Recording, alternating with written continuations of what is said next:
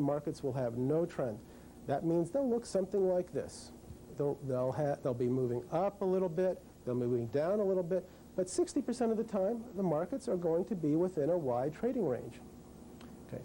80% of all options expire worthless. Okay. That means that 4 out of 5 options expire with no value at all. Okay. And lastly, 100%, every option must lose all of its time value by expiration. Okay. Putting those statistics together, what does that mean? It means we have the odds greatly in our favor, and that's why when we enter into our typical bookie position of selling the put and selling the call, we generally have the probability of success 80% or more in our favor. Okay, let me go on to show you what alerted me to options and why I originally got into it, and this might give you some idea of why I'm so excited about these types of strategies. Let me mention one thing to you just as a sideline, and every once in a while I'm going to digress and give you an idea or two. First of all, I want to tell you that trading options, and especially the way we're going to do it, is not that difficult, like I said when we started the seminar. And if any of you are interested in making this your profession, this is one of the best jobs you could ever think of. That's because so few people do it right. And just like a poker game, where if you're a knowledgeable person, you're going to find that there are, for every good poker player or for every good option trader, there's 9 or 10 that don't know as much as you that you can take advantage of.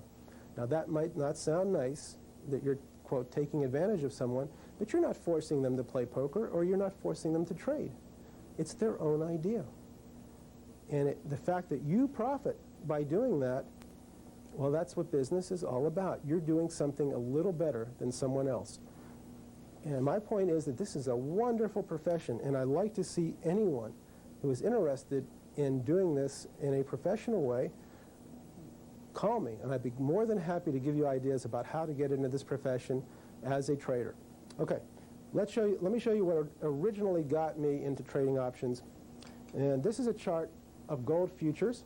And this was about back in let's say 83 or so, 83 to 84.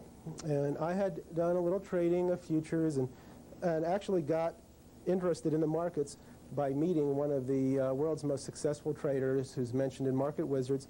And he told me about trading futures, and I did a little futures trading. But I was looking for something more, some way to get an advantage. Then options were reintroduced in 1982. Bond options were reintroduced for trading. And in 1983, gold options were introduced. And I started doing research into options because they had a lot more math and a lot more probability. But there was really only 1 or 2 good books out, and they were very definitive. They told me what all the terms were, but they didn't give me a trading plan or a reason that showed me that I could have an advantage.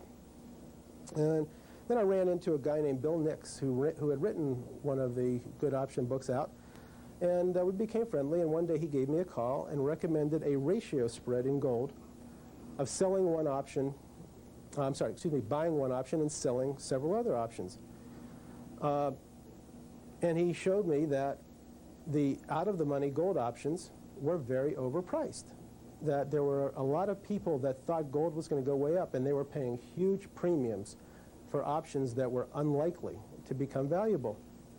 Well, anyways, he recommended a gold spread to me of buying the 460 gold call and selling 2 500 gold calls, in which I would receive a $1,000 credit. Okay, what that meant is that if gold went to 0, I would make $1,000 because I was getting a credit. All the options would be worthless. On the upside, if gold moved up to, the best thing that could happen in this trade is if gold moved up to $500 an ounce, I would make $5,000 per position. And when would this position lose? Because every position, it has to be a losing point. Well, this position would only lose if gold moved over $540 per ounce. Okay? So we had a profit range in this position that was within almost the 10-year range of gold. It would make money if gold fell to zero. It would make money if gold rallied up almost $100 from where it was. It had such a huge range of profit, it was almost unbelievable to me. And I studied the position all weekend, and I remember on a Monday morning when I entered my orders, I knew they wouldn't be accepted because the floor traders know more than me, and they would then realize that this was too good a position to be true. But sure enough, I got the position, and that was how I got into the markets. And in fact, at that time, to be honest, I was sort of bullish on gold myself. I thought it would turn around and start moving up, and I was looking to make the $5,000 per position. But I was wrong. Gold kept moving lower. But the great thing about this position was that I still made money. I still made money because the out-of-the-money options were so overvalued.